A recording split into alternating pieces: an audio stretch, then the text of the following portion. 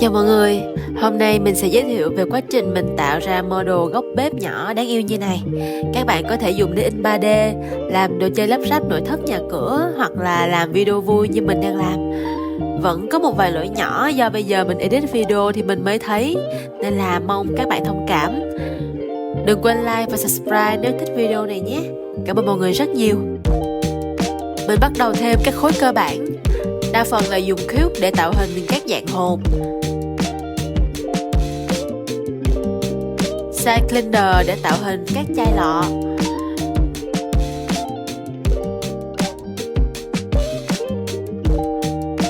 mình cũng dùng công cụ bridge để tạo các chi tiết đường cong.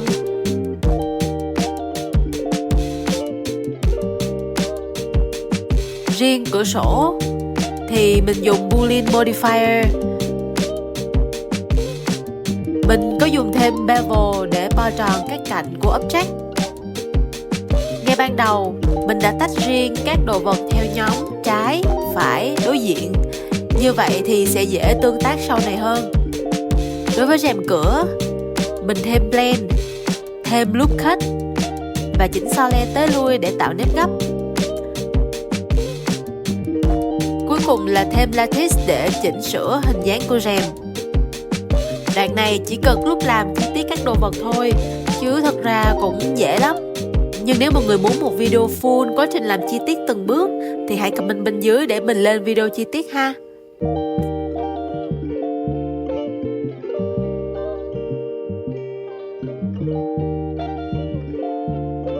Phần lên màu thì cũng khá đơn giản. Mình thường thêm nốt shader to RGB và coloram là chủ yếu. Một vài object đặc biệt như tường, khăn thì phải chèn chất liệu ảnh từ bên ngoài, nên mình sẽ thêm image texture. Nhưng cũng chính vì thêm ảnh màng nên tông màu sẽ có thể không đồng nhất với nhau, nên mình sẽ thêm RGB curves để tùy chỉnh sắc độ sao cho phù hợp.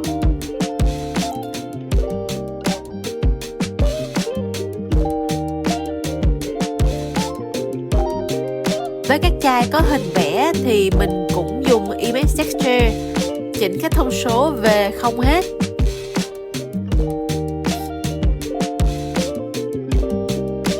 Và vào texture pen để vẽ.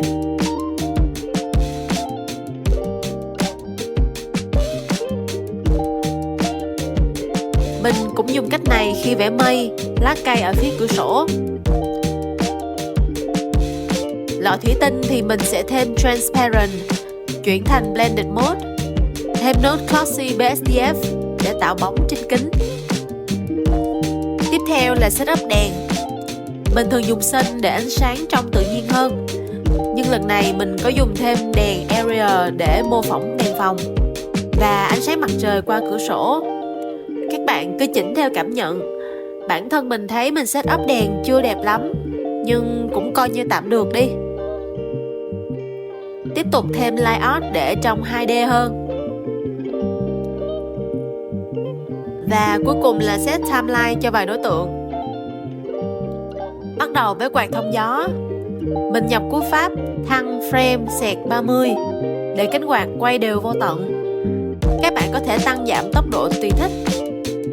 Chỉnh chuyển động cho mây di chuyển từ trái sang phải.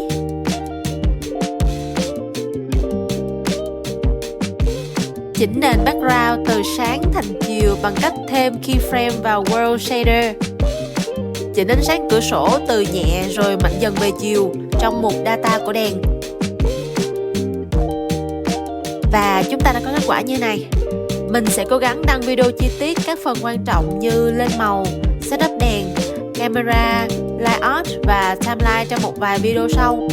Còn phần dựng hình thì mình sẽ xem xét vì mình nghĩ thời lượng sẽ siêu dài luôn. Nhưng nếu mọi người thích thì mọi người cứ comment ha. Cảm ơn mọi người đã xem hết video. Bye bye.